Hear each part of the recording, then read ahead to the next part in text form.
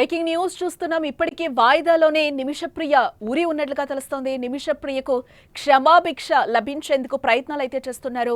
యమన్ నిమిషప్రియ కేసులో 8 మంది కీలక వ్యక్తులు ఉన్నట్లుగా తెలుస్తోంది. నిమిష కోసం save Nimishapriya international action council రంగంలోకి దిగింది. యమన్లో తలాల్ కుటుంబంతో నేరుగా మాట్లాడటానికి వీల్లేదు అంటున్నారు. చర్చలకు మధ్యవర్తిత్వం తప్పనిసరిగా నెలకొంది. 2020లోనే నిమిషకు ఉరిశిక్ష, నిమిషకు 2023లో బ్లడ్ మనీకి అవకాశం కల్పించారు.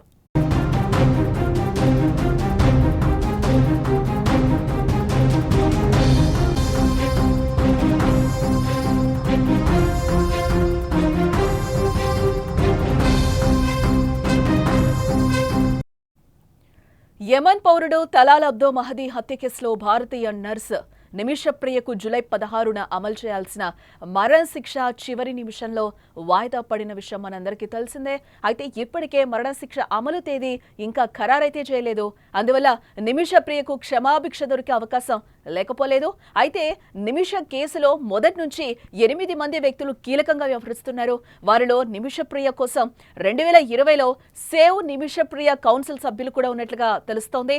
వారితో పాటు ఇంకా కొంతమంది ఇప్పటికీ నిమిషప్రియ కోసం పోరాడుతున్నట్లుగా మనకైతే తెలుస్తోంది.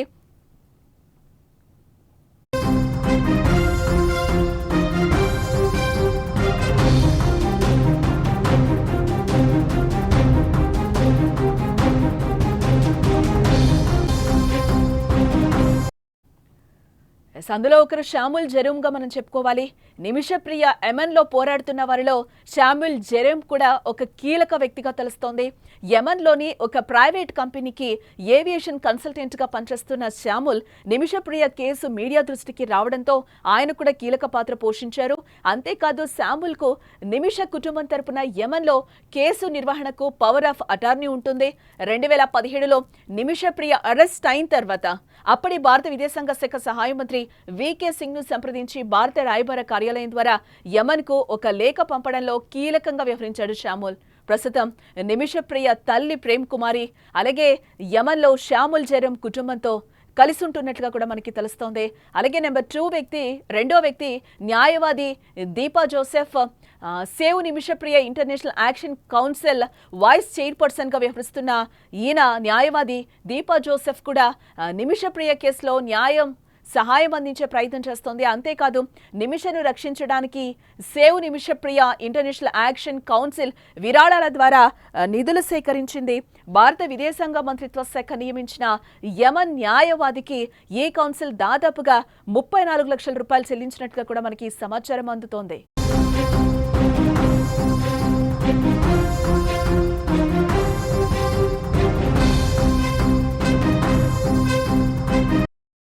తరువాత వ్యక్తి బబూజాన్ ముసా.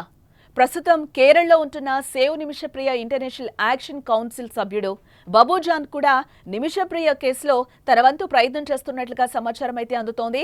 2002 నుంచి 2015 వరకు యమన్లోని ఒక ముడి చమురు కంపెనీలో ప్రాజెక్టు మేనేజర్గా పనిచేసిన బబూజాన్ మహదీ కుటుంబానికి బ్లడ్ మనీ రూపంలో 8,5,00,000 రూపాయలు ఇచ్చేందుకు నిమిష కుటుంబం సిద్ధమని బబూజాన్ కూడా ప్రయత్నం చేస్తున్నారు.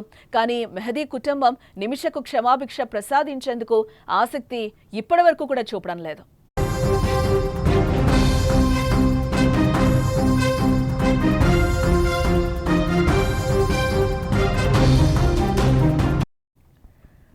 నెక్స్ట్ అల్ ఉసాబ్ అనే గిరిజన సమూహం కలిగిన వ్యక్తి. నిజానికి నిమిషప్రియకు క్షమాభిక్ష లభించాలంటే మృతుడు తలాల్ కుటుంబం ఒప్పుకుంటే జరుగుతుంది.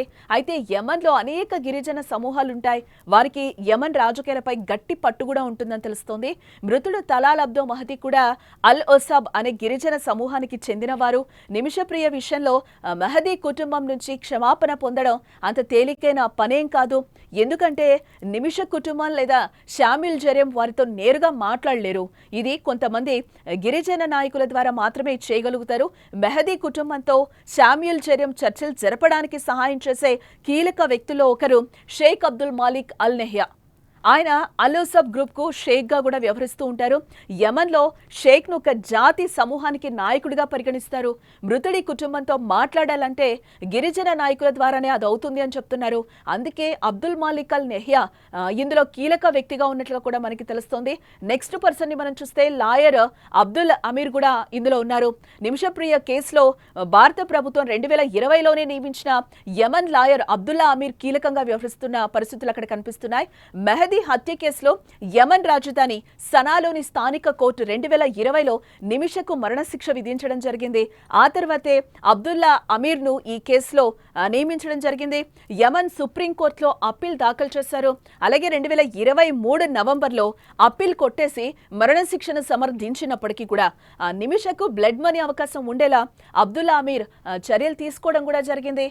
నెక్స్ట్ ఇందులో ఉన్న పర్సన్ అంటే నిమిషకి సపోర్ట్ చేస్తున్న వ్యక్తి లాయర్ కె బాలచంద్రన్ కూడా ఉన్నారు. 2018లో శ్యాముల్ ద్వారా నిమిష కేసు మీడియాలోకి వచ్చిన తర్వాత న్యాయవాది KL Balachandran Kerala NRI commission ముందు నిమిష తరపున హాజరై ఆమె పరిస్థితిని వివరించడంతో కీలకంగా వ్యవహరించినట్లు కూడా మనకు తెలుస్తోంది. ఇటు మరోవైపు భారత ప్రభుత్వం కూడా నిమిష ప్రియను కాపాడేందుకు ప్రయత్నాలు ఇప్పటికి కూడా చేస్తోంది.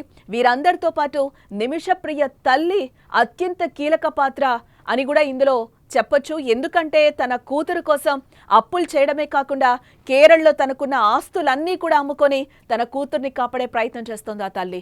ఇన్ని ప్రయత్నాలు చేస్తున్నా మృతుడి కుటుంబం నుంచి సానుకూల సమాధానాలు వస్తున్నట్లయితే ఇప్పటి వరకైతే కనిపించడం లేదు. ఇప్పటికీ బాధిత కుటుంబం మాత్రం తాము బ్లడ్ మనీకి ఎన్నటికీ అంగీకరించబోమని తేల్చి చెప్తోంది ఆ కుటుంబం. దీంతో ఏం జరుగుతోందన్న ఉత్కంఠ అయితే నిమిషప్రియ విషయంలో రోజు రోజుకి పెరుగుతూ ఉంది.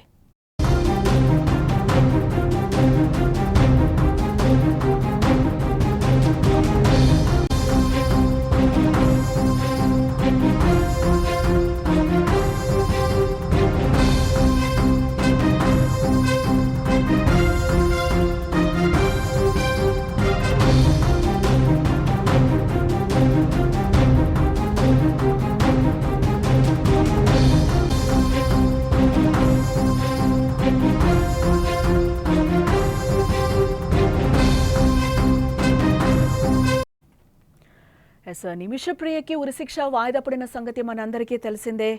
నిమిషప్రియ కేరళలో నర్సింగ్ కోర్స్ పూర్తి చేసి 2008లో యమన్కు వెళ్ళి అక్కడే జాబ్లో చేరింది.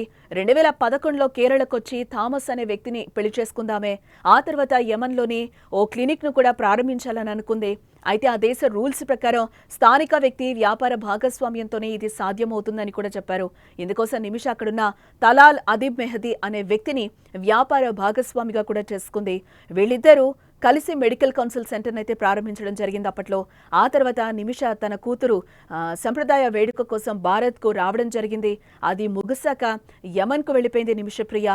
నిమిష భర్త అలాగే కూతురు మాత్రం కేరళలోనే ఉండిపోయారు. దీన్ని ఆసరాగా చేసుకుని మెహదీ నిమిషప్రియ నుంచి డబ్బు లాక్కునేవాడని వేధించేవాడని కూడా ఆమె కుటుంబం చెప్తోంది.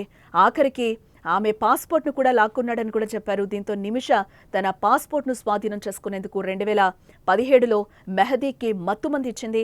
కానీ డోస్ ఎక్కువైపోవడంతో అతడు మృతి చెందడం జరిగింది. దీంతో అతడి మృతదేహాన్ని ఆమె వాటర్ ట్యాంక్లో పడేసింది. చివరికి ఆమె సౌదీకి వెళ్తూ ఉండగా సరిహద్దులో ఆమెను అధికారులు అరెస్టు చేయడం జరిగింది. ఆ తర్వాత కోర్టు నిమిషప్రియకు ఉరిశిక్ష విధించిన విషయం మనకు తెలిసిందే. అయితే మృతుడి ఫ్యామిలీకి కొంత మొత్తాన్ని పరిహారంగా ఇస్తే దోషులను క్షమించి వదిలేసే అవకాశం యమన్లో ఉంటుంది. ఇదొక రూల్గా కూడా అక్కడ పరిగణిస్తూ ఉంటారు. ఇందుకోసం భారీ మొత్తంలో డబ్బు వారికి ఇవ్వాల్సి ఉంటుంది. అయితే నిమిషప్రియ కుటుంబం $1 మిలియన్ అంటే 8.6 కోట్లు బాధిత కుటుంబానికి ఇచ్చేందుకు సిద్ధమైంది. కానీ వారి నుంచి ఇప్పటి వరకు అయితే ఎలాంటి స్పందన లేదు.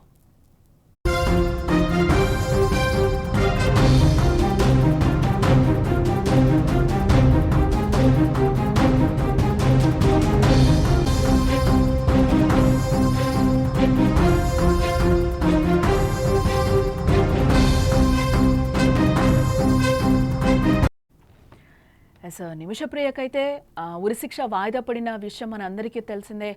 దీనికి సంబంధించి కేంద్రం కూడా నిమిషప్రియని ఉరి నుంచి తప్పించాలని కూడా చాలా ప్రయత్నాలు చేస్తుంది. బ్లడ్ మనీ ఏదైతే ఉందో యమన్లో అది ఇవ్వచ్చు ఆ కుటుంబానికి, బాధిత కుటుంబానికి అని కూడా అక్కడ కొన్ని చట్టాలు చెప్తున్నాయి. బట్ ఏదైతే బాధిత కుటుంబం ఉందో ఆ బ్లడ్ బ్యాంకు తీసుకోవడానికి, బ్లడ్ మనీని తీసుకోవడానికైతే ఇప్పటివరకు వాళ్ళు ఆ కుటుంబం యాక్సెప్ట్ చేయట్లేదు. తలాల్ బ్రదర్ ఎవరైతే ఉన్నారో తను అసలు ఉరిశిక్ష పడాల్సిందే అని కూడా ఒకంత ఆయన వాదిస్తున్న పరిస్థితులు కనిపిస్తున్నాయి. నిమిషప్రియ ఉరికి సంబంధించి కూడా చాలా మంది భారత కేంద్రం కూడా సపోర్ట్ చేస్తున్న పరిస్థితి కనిపిస్తుంది. చాలా వరకు మాటలు కలుపుతుంది. విదేశాంగ శాఖ మంత్రి కూడా వాళ్ళతో టచ్లోనే ఉన్నారు. ఆమెకి ఉరిశిక్ష తప్పించాలి అని కూడా చాలా వరకు మాట్లాడుతున్న పరిస్థితులు కనిపిస్తున్నాయి. నిమిషప్రియ విషయంలో రోజు రోజుకి ఏమవుతుంది అనే ఉత్కంఠ అయితే పెరుగుతోంది. నిమిషప్రియకి ఉరి నుంచి తప్పించాలి అని చెప్పి కూడా మనం అందరం కూడా కోరుకుందాం.